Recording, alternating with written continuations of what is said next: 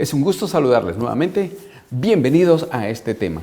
Vamos a estudiar sobre el pentecostalismo unitario.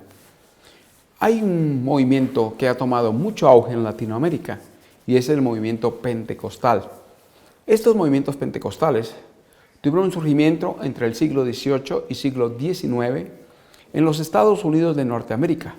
Hubo varios movimientos de avivamiento donde empezó a predicarse de una manera particular. Además de ello, empezaron algunas manifestaciones sobrenaturales.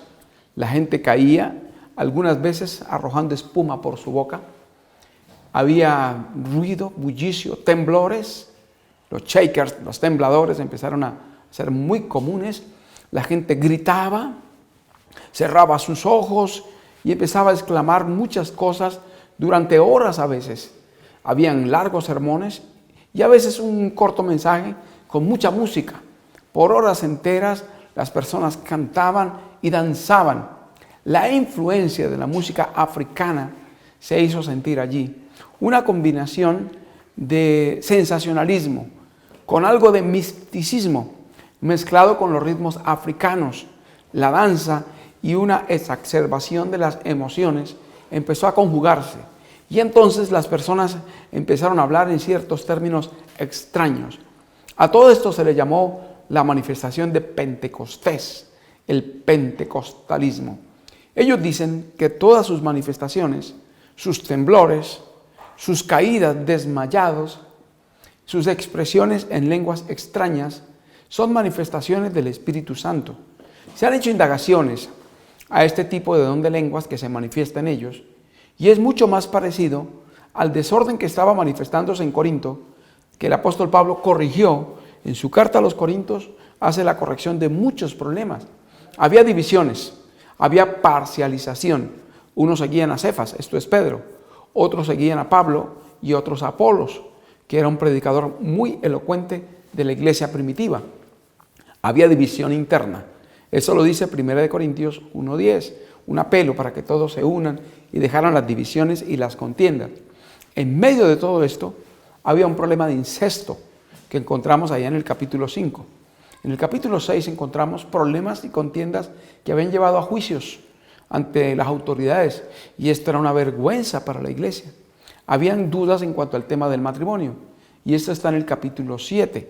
Habían serios problemas en cuanto a la cena del Señor, y también problemas en cuanto a la participación de las comidas de objetos sacrificados a los ídolos. Había deficiencia de amor, está en el capítulo 13. Y en medio de todo esto, había dudas en cuanto a la resurrección, capítulo 15. Y en medio de estas circunstancias y una serie de problemáticas intensas, internas, estaba manifestándose un raro don de lenguas, que Pablo no estimula, no anima, sino que con prudencia y sabiduría, en el capítulo 14, hace la corrección.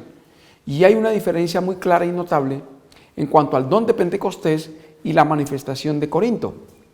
El don de Pentecostés, si lo notamos, fue un don de lenguas que el Señor capacitó a los discípulos para que hablaran en otros idiomas.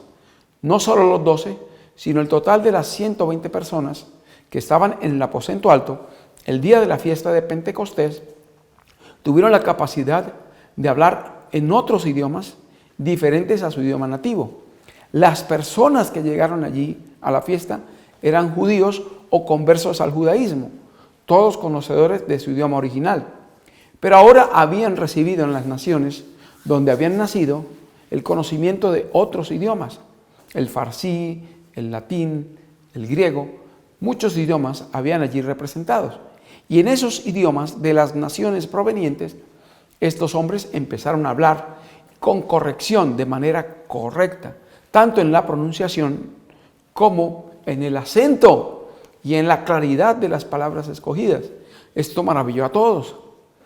Los fariseos hicieron circular la noticia para que las personas de menor preparación fueran confundidas. Estos están borrachos. Pero había personas allí de capacidad intelectual alta, de alto conocimiento, personas cultas que decían, esto no puede ser el efecto de una borrachera, porque yo le escucho hablar un idioma que yo conozco de la manera correcta, con los términos correctos. Una borrachera no produce eso. Una borrachera confunde hasta el propio idioma que la persona habla, para hablarlo de manera torpe. Pero aquí hablaban con corrección idiomas hasta entonces desconocidos para ellos. Eran galileos sin preparación cultural. No habían entrado a un centro para aprender nuevos idiomas. No tenían un conocimiento intelectual de otros idiomas. Era un don sobrenatural, evidentemente. Y este don sobrenatural fue dado para romper las barreras idiomáticas que habían allí. Entonces, y para impresionar con un propósito de convicción, para producir a las personas que estaban fuera de la iglesia la impresión del poder del Espíritu Santo, convencerlos y llevarlos al arrepentimiento y la conversión. Un propósito netamente evangelístico. Pero en 1 Corintios 14 el apóstol Pablo habla de un don de lenguas que es de efecto de crecimiento interno, dice allí él, o para amonestar a la iglesia. El objetivo es básicamente interno, pero cuyo resultado había sido confusión, escandalizaba a las personas de afuera y lo sigue haciendo. Si todos hablan en lenguas y todos dicen lo mismo a la vez, no dirán que estáis locos, les dice el apóstol Pablo. Y concluye diciendo que Dios no es Dios de desorden, sino de paz, como en todas las iglesias de los santos. Hágase todo decentemente y con orden. Versículo 21 al 23, versículo 33, versículo 30 de 1 Corintios 14. Entonces Pablo invita a no buscar ese don. Iniciando el capítulo, insta a buscar la profecía, porque edifica a la iglesia y amonesta a los de afuera. Es un método evangelístico poderoso para producir convicción en las conciencias. Vemos entonces que no necesitamos buscar ese don de lenguas de 1 Corintios 14, que en el momento que sea necesario, el Señor dará el don de lenguas de Hechos 2. La lluvia temprana que se manifestó allí, según Hechos capítulo 2, el apóstol Pedro indica que era el cumplimiento de la profecía de Joel. La lluvia temprana se repetirá en efusión de la lluvia tardía. Entonces el Espíritu Santo nuevamente capacitará al pueblo del Señor, hombres y mujeres humildes, que no tuvieron la oportunidad de prepararse académicamente en otros idiomas. Seremos capacitados para hablar en nuevas lenguas. Se nos dará el poder para hablar en otros idiomas de manera perfecta, evidenciando que es un poder sobrenatural, que no es capacitación intelectual como la tuvo el apóstol Pablo. Él en 1 Corintios 14 les decía a ellos, yo hablo más lenguas que vosotros, por la preparación académica.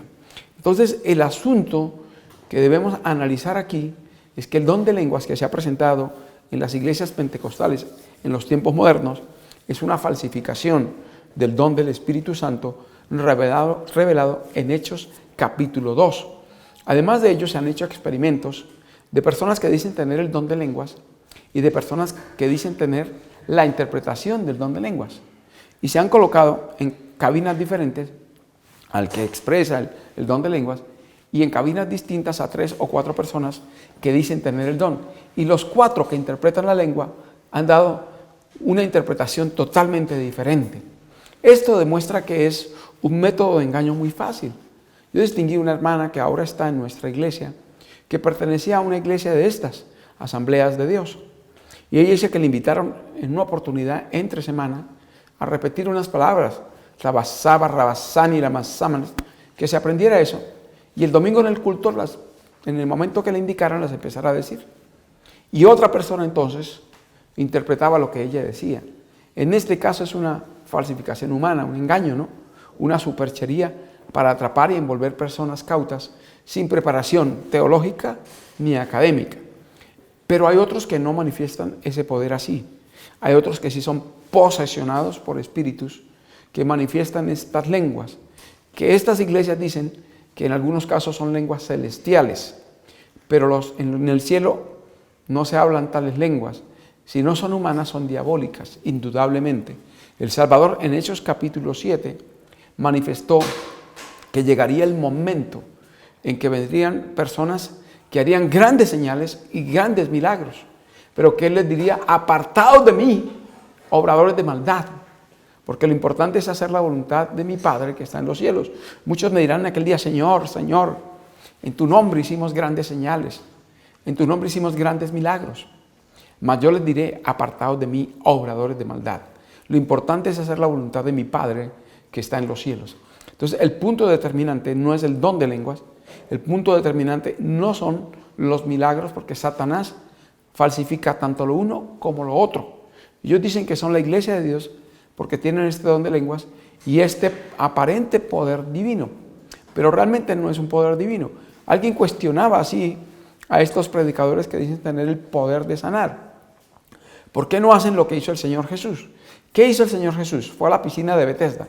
¿Y qué había allí? Una cantidad de enfermos, un hospital ambulante.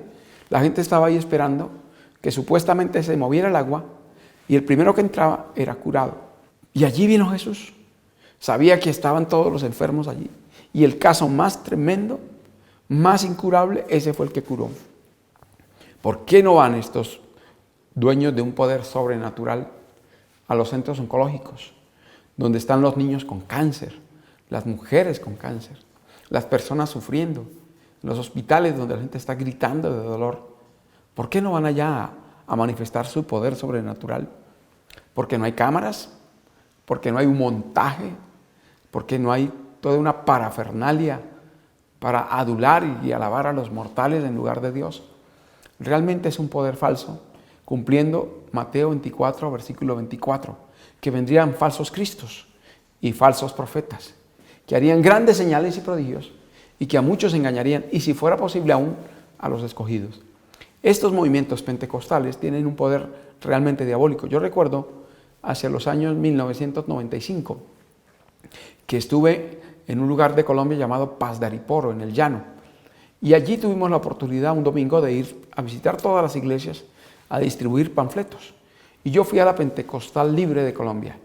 Y estos son unitarios y ahí se manifiestan estas señales extrañas. Y la música es estridente. Y estábamos afuera esperando pues que terminara el culto. Pues desde temprano llegamos para ver si podíamos compartir antes del culto. No se pudo. Y esperamos un momento cuando empiezan esos tambores y empieza esa gritería. Percibimos que llegó una influencia netamente satánica, una influencia tremenda. Y repartimos los volantes que pueden, mejor vámonos de aquí. Se siente el poder de los demonios en ese lugar.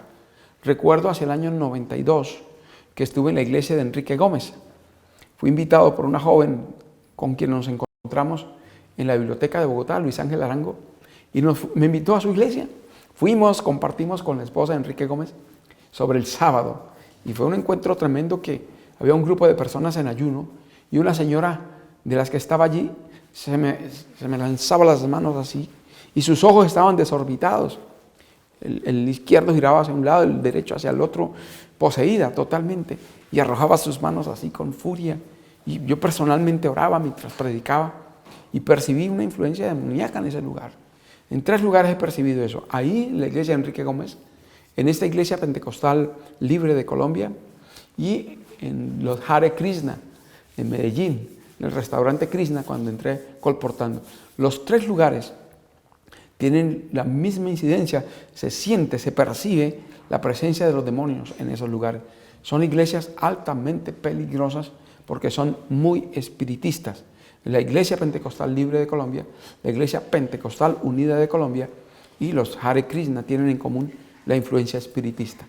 Pero el tema que nos compete hoy con relación a ellos es que niegan la persona del Padre y del Espíritu Santo.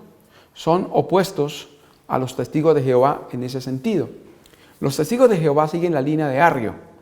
Arrio, el obispo de Alejandría, enseñaba que solo el Padre es Dios, que el Señor Jesús es una criatura y que el Espíritu Santo es una fuerza activa.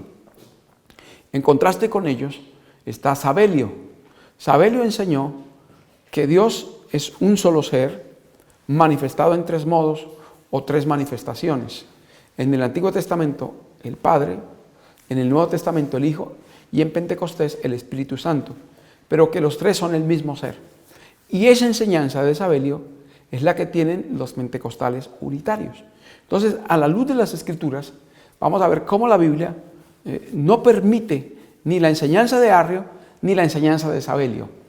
Y en algunos aspectos vamos a corroborar y reforzar ciertos pensamientos bíblicos con lo que Dios ha revelado para este tiempo en el espíritu de profecía.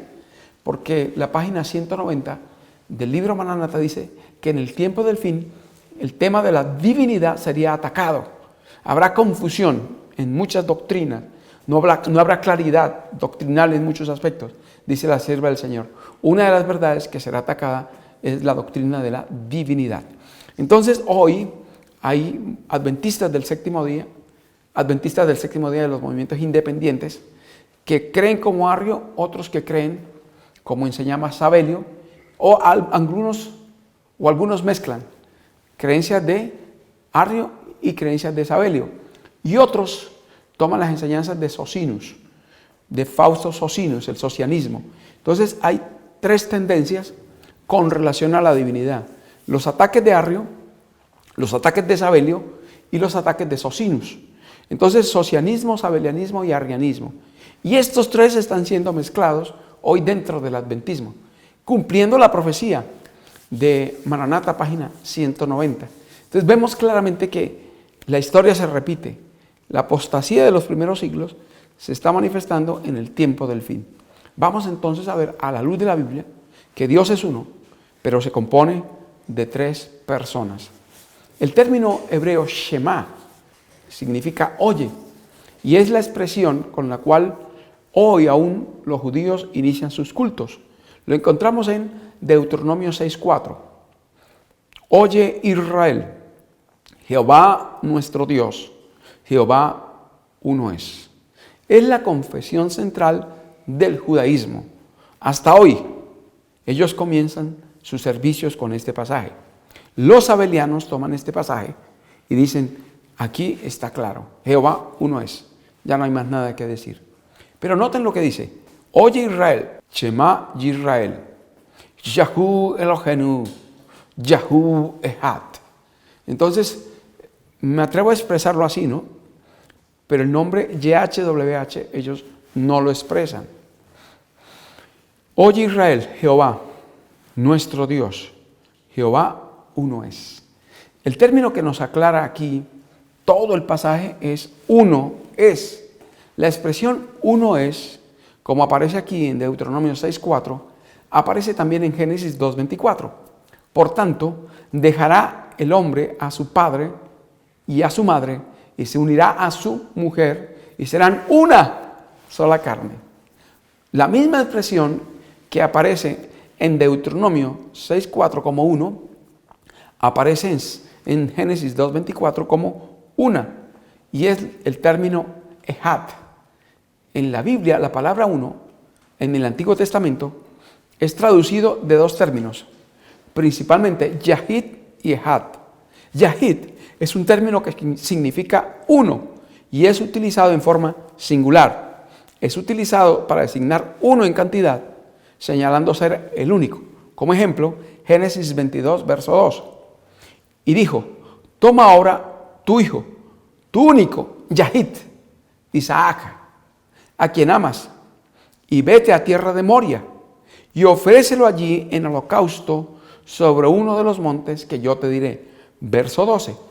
Y dijo: no extiendas tu mano sobre el muchacho, ni le hagas nada, porque yo conozco que temes a Dios, por cuanto no me rehusaste tu hijo, tu único, Yahid. Pero si analizamos la historia sagrada, vemos que Isaac no era el único hijo de Abraham, ya había nacido Ismael. Entonces, aquí se refiere a único como preferido, como especial. Y en ese contexto lo encontramos aquí en el verso 2 y el verso 12. Ahora, el término Echad puede ser traducido como uno, como ciento, como común, como único, como una vez, como cada uno, como primero, como solo o como todo. En la Biblia hebrea se halla 960 veces. Esta expresión lleva una connotación de unidad cuando hay más de una persona. Así, cuando hay más de una persona implicada en la acción, significa unidad de varios. Esa es la connotación de Deuteronomio 6:4 y de Génesis 2:24.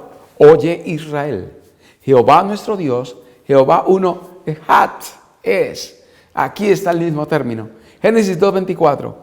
Por lo tanto, dejará el hombre a su padre y a su madre, y se unirá a su mujer, y los dos serán Echad, sola carne. Génesis 11:6. Y dijo Jehová: he aquí el pueblo es uno, Echad, y todos estos tienen un mismo lenguaje, y nada les hará desistir ahora de lo que han pensado hacer. Cuando ejad implica a más de una persona en la acción, indica que hay unidad de varios. Y veamos cómo está expresada esa unidad de varios aquí, en Deuteronomio 6:4. Jehová, uno. Dios, Jehová, uno es. Ahí están los tres. Jehová, uno. Dios, dos. Jehová, tres. Tres que son uno. Entonces, la pluralidad dentro de la divinidad. Uno, pero conformado por tres seres. Y eso lo expresa el mismo Shema. Dios es tres en uno. Génesis 1:26 utiliza el término hebreo Elohim.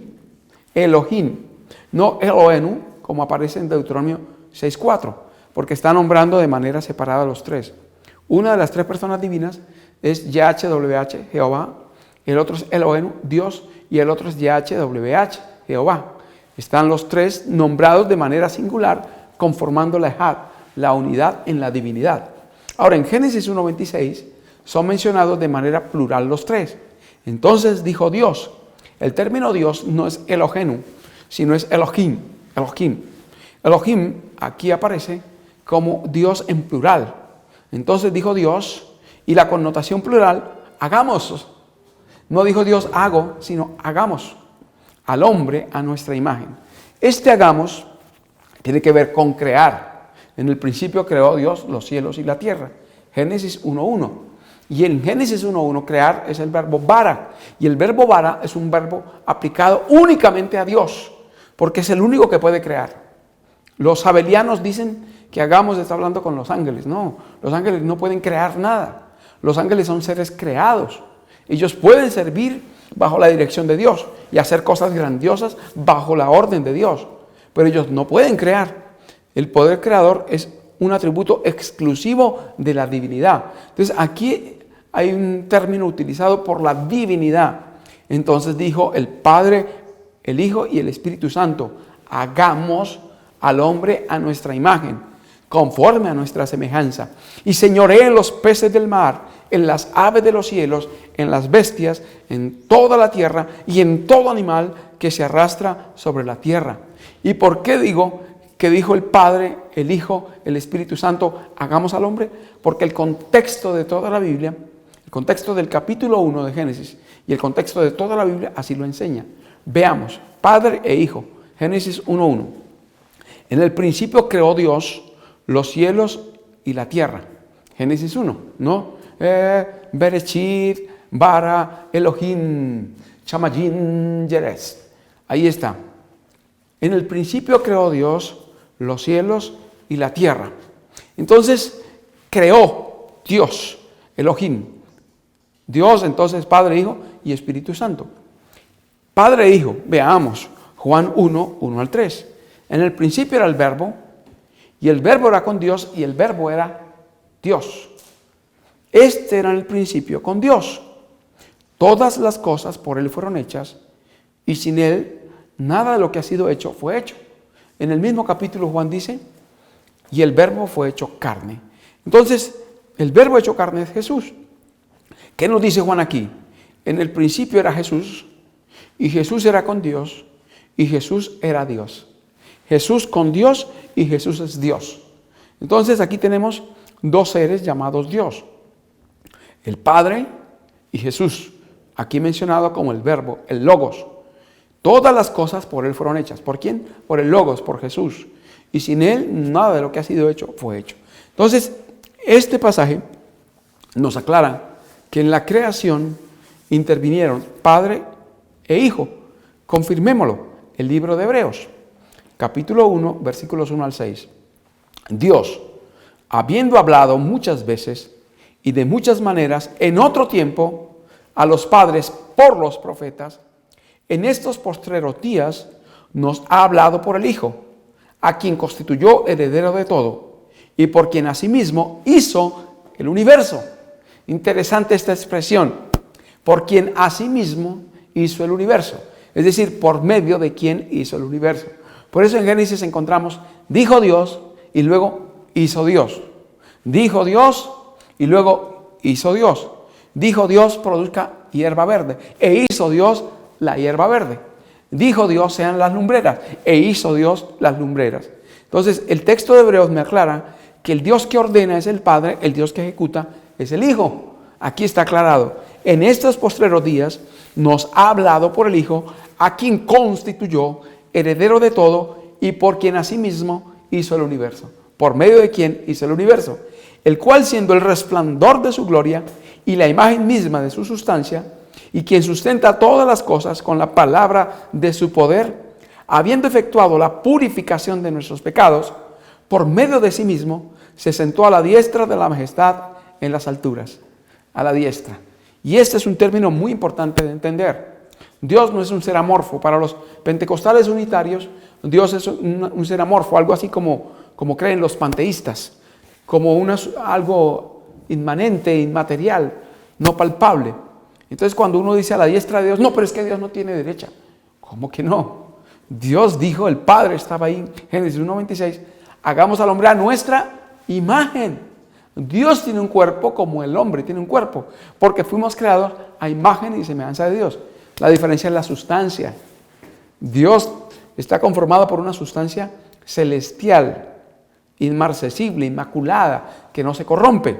Nosotros tenemos por el pecado una sustancia corruptible que se descompone y se destruye. Pero Dios es un ser específico y es una persona y tiene brazo derecho, y por eso a su brazo derecho está sentado el Señor Jesús. Y eso es lo que me dice aquí el apóstol Pablo. Se sentó a la diestra de la majestad en las alturas. Aquí está mostrando que son dos seres diferentes. Hecho tanto superior a los ángeles, cuanto heredó más excelente nombre que ellos. El reconocimiento al regresar al cielo, expresado en Mateo 28. Toda potestad me es dada en el cielo. Mostrando así que son dos seres diferentes. Entonces, aquí el sabelianismo está siendo despedazado. Mostrando que la potestad se le dio a Cristo por otro ser, que son dos personas diferentes. Porque ¿a cuál de los ángeles dijo Dios jamás? Mi hijo eres tú, yo te he engendrado hoy, y otra vez yo seré el Padre, y él me será a mi hijo. Y otra vez, cuando introduce el primogénito en el mundo, dice, adórenle todos los ángeles de Dios. Y aquí se vuelve pedazos el arrianismo, porque el Señor Jesús, como Dios, es digno de adoración. Entonces, el Padre mismo ordena la adoración al Señor Jesús, mostrando que adorar a Jesús es un acto adecuado. Los ángeles no pueden ser adorados. En Apocalipsis 19 encontramos que Juan, maravillado por lo que Gabriel le había explicado, cayó a sus pies. Y Gabriel le dice, no lo hagas. Yo soy consiervo tuyo y con tus hermanos los profetas. Adora a Dios. Lo mismo que el Señor le dijo a Satanás. Al Señor tu Dios adorarás. Pero aquí Dios el Padre ordena la adoración del Hijo. Entonces vemos que el Hijo es digno de ser adorado. ¿Por qué? Porque es igual a Dios. Filipenses capítulo 2, versículos 1 al 5. Entonces vemos aquí que tanto el sabelianismo es despedazado, porque el Padre es el que ordena adorar al Hijo, son dos seres diferentes, como el arrianismo es despedazado. ¿Por qué? Porque el Hijo es digno de adoración al igual que el Padre, por lo tanto es Dios. Ahora, el Espíritu Santo también participa aquí, realiza la obra de Dios en la creación. En el principio creó Dios los cielos y la tierra estaba desordenada y vacía, y las tinieblas estaban sobre la faz del abismo, y el Espíritu de Dios se movía sobre la faz de las aguas. Entonces aquí está el Ruach Elohim, el Espíritu de Dios, la tercera persona de la divinidad mencionado en la obra de la creación. Entonces por eso cuando leemos Génesis 1:26 podemos leer claramente, y dijo el Padre, el Hijo y el Espíritu Santo, hagamos al hombre a nuestra imagen. Porque vimos en Juan 1, en Hebreos 1, que el Padre y el Hijo intervinieron. Y en el verso 2 de Génesis 1 vemos que el Espíritu Santo intervino directamente en la obra creadora. Por lo tanto, cuando en el verso 26 dice hagamos, está hablando el Padre, el Hijo y el Espíritu Santo. Salmo 104:30. Envías tu Espíritu, son creados y renuevas la faz de la tierra. El Espíritu Santo es creador. Job 33:4. El Espíritu de Dios me hizo y el soplo del Omnipotente me dio vida. El Espíritu de Dios me hizo. Entonces el Espíritu Santo intervino directamente en la obra creadora. Padre, Hijo y Espíritu Santo. En Génesis capítulo 11, versículos 6 al 8, la Escritura nos confirma la conformación de 3 personas dentro de la divinidad, la pluralidad dentro de la unidad divina. Y dijo Jehová: he aquí el pueblo es uno, y todos estos tienen un solo lenguaje, y han comenzado la obra, y nada les hará desistir ahora de lo que han pensado hacer. Verso 7, ahora pues, descendamos y confundamos allí su lengua, para que ninguno entienda el habla de su compañero. El verso 8, así los esparció Jehová desde allí sobre la faz de toda la tierra, y dejaron de edificar la ciudad. Qué interesante. ¿Dijo quién? Jehová. Verso 6. El 7. Ahora pues descendamos. En plural. No dice descenderé. Dice descendamos. Y luego dice confundamos. 2 verbos conjugados de manera plural. El verbo descender y el verbo confundir. ¿Y quién lo dice? Jehová. Así los esparció Jehová. Verso 6 dice Jehová está hablando. Verso 8 dice Jehová los esparció, pero el verso 7, Jehová dijo, descendamos y confundamos allí su lengua. La obra de la divinidad en la obra de esparcir los que estaban construyendo la Torre de Babel y generar los diversos idiomas. Pentecostés está vinculado directamente con Babilonia, porque es la obra opuesta. En Babilonia había un solo idioma y surgen allí todos los diversos idiomas. En Pentecostés habían muchos idiomas, pero Dios dio el poder para que todos los idiomas comprendieran una misma verdad. Entonces, vemos que la divinidad intervino en Génesis capítulo 11 y la divinidad intervino en Hechos capítulo 2. Cuando veamos el sermón de Pedro en Pentecostés, vemos cómo él exalta a las 3 personas divinas en ese mensaje. Bien, Isaías 61, verso 1. El Espíritu de Jehová, el Señor, está sobre mí. ¿Cuántas personas? El Espíritu. ¿De quién? Jehová, el Señor. 2. Está sobre mí. Ese mí es Jesús. Son las palabras que el Salvador cita en la sinagoga de Nazaret, en Lucas capítulo 4, versículos 18 y 19. Porque me ungió Jehová. Tremendo. El Espíritu de Jehová, el Señor, está sobre mí porque me ungió Jehová. Aquí están las 3 personas divinas. Tremendo. Cómo en la antigüedad, en el mismo pueblo de Israel, esta verdad había sido expuesta, pero ni aun los judíos la entendieron claramente. Me ha enviado a predicar buenas nuevas a los abatidos, a vendar a los quebrantados de corazón, a publicar libertad a los cautivos y a los presos apertura de la cárcel. Entonces el Señor inicia su ministerio con estas palabras, manifestando que la autoridad de la divinidad en conjunto aprueba el inicio de su ministerio. El Espíritu de Jehová, Jehová y el Señor Jesús, quien es ungido. Aquí vemos claramente la unidad de la divinidad en el ministerio de Cristo, la unidad de la divinidad en la obra milagrosa que el Señor Jesús realizó. Isaías también, en el capítulo 48, versículos 12, 13, 16 y 17, expresa la pluralidad de la divinidad y cómo las 3 personas divinas enviaron a Jesús. Los 3 se pusieron de acuerdo para que el Señor Jesús viniera. Veamos. Óyeme Jacob, verso 12. Y tú Israel, a quien llamé, yo mismo, yo el primero, yo también el postrero. Mi mano fundó también la tierra, y mi mano derecha midió los cielos con el palmo. Al llamarlos yo, comparecieron juntamente. Acercaos a mí, oíd esto. Desde el principio no hablé en secreto. Desde que eso se hizo, allí estaba yo. Y ahora me envió Jehová el Señor y su Espíritu. Así ha dicho Jehová. Mire, me envió Jehová el Señor, su Espíritu, y así ha dicho Jehová, el que fue enviado. Jesús está diciendo que lo envió el Padre y lo envió el Espíritu Santo. Y que Él como Jehová estuvo de acuerdo en esa orden que Él cumplió. Maravilloso, la divinidad en la encarnación de Cristo. en la orden de salvar al ser humano, en el plan de salvación. Jehová el Señor, su Espíritu y Jehová, los tres unidos en la obra de la redención de la especie humana. Isaías 63, versículos 9 y 10. En toda angustia de ellos, él fue angustiado, y el ángel de su faz lo salvó. En su amor y en su clemencia lo redimió. En toda angustia de ellos, él fue angustiado, y el ángel de su faz lo salvó. En su amor y en su clemencia los redimió, y los trajo, y los levantó todos los días de la antigüedad. Mas ellos fueron rebeldes, e hicieron enojar su Santo Espíritu, por lo cual se les volvió enemigo, y él mismo peleó contra ellos. El ángel de Jehová en el Antiguo Testamento es Jesús, que también es Jehová el Eterno. Entonces, aquí está. En toda angustia de ellos, él fue angustiado. El Padre, Jehová. Y el ángel de su faz, el ángel de Jehová, que también es Jehová, que es Cristo, en su amor y en su clemencia los redimió y los trajo y los levantó todos los días de la antigüedad.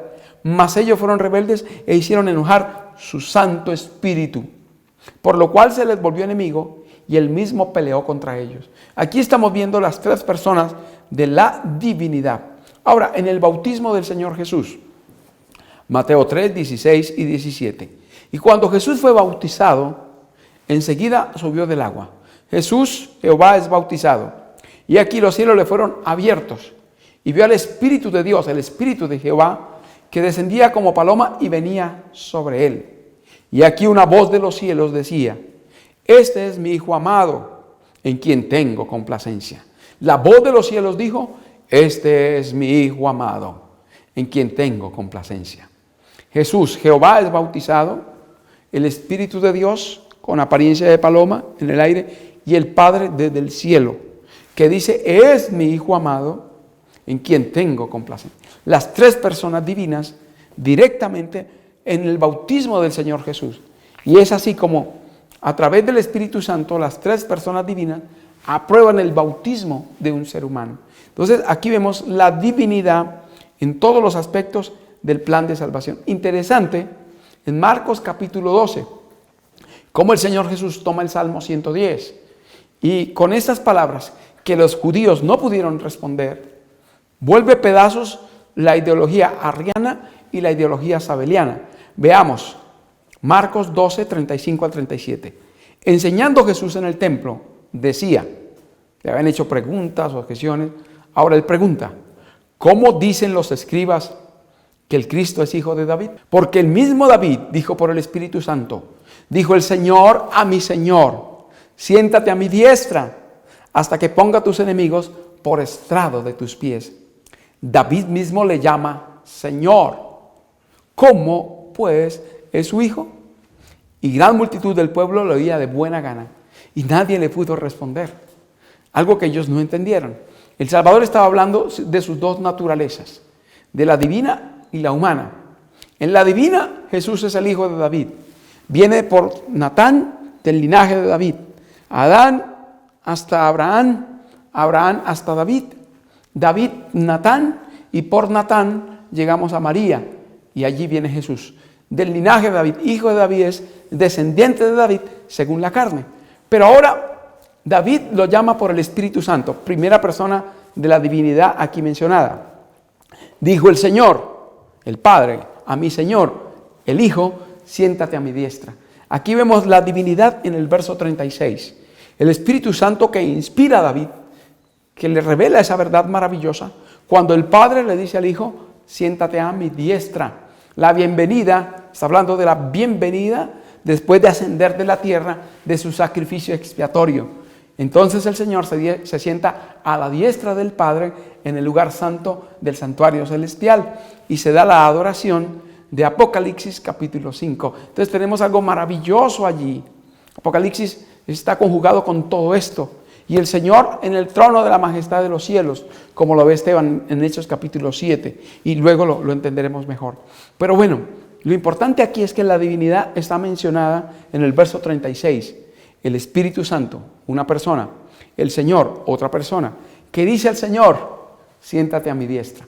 Entonces, este pasaje vuelve pedazos del arrianismo, porque el Señor Jesús es llamado Señor por el Padre, el Curios al Curios, Jehová a Jehová, el Padre al Hijo, de igual a igual. Y menciona el Espíritu Santo es el que ha revelado esta verdad que ocurre en el lugar santo del santuario celestial. El santuario celestial aquí es presentado por el salmista y el Señor Jesús toma esas palabras. Ahora, el sabelianismo es vuelto pedazos porque son dos personas diferentes, uno sentado a la diestra del otro. Entonces aquí vemos que Jesús y el Padre no son el mismo ser, no son la misma persona. El Señor Jesús dejó todo esto claro. Ahora en Juan 14, 16, Él dijo, y yo, Jesús, rogaré al Padre, y Él os dará otro consolador para que esté con vosotros para siempre.